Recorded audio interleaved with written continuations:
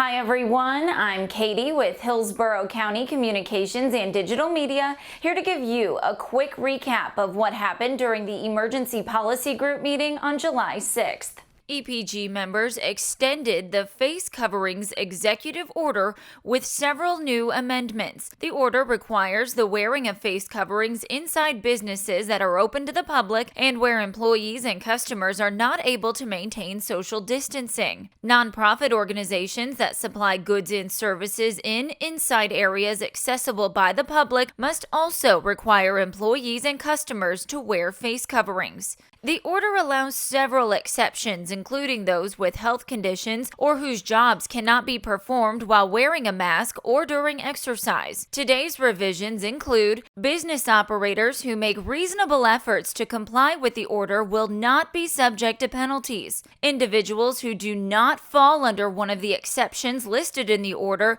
can be subject to penalties. The penalty for violating the order is changed from a criminal infraction to a civil citation with fines. In addition to local law enforcement, code enforcement agencies can investigate and determine violations. Business operators or employees cannot ask for specifics or documentation if a customer claims an exception for health reasons. EPG members also directed that the order should not be in conflict with any provision of Florida Statute 790.06, which regulates concealed weapons and firearms. According to the county attorney's office, that statute does not prohibit those with concealed carry permits from wearing a face covering.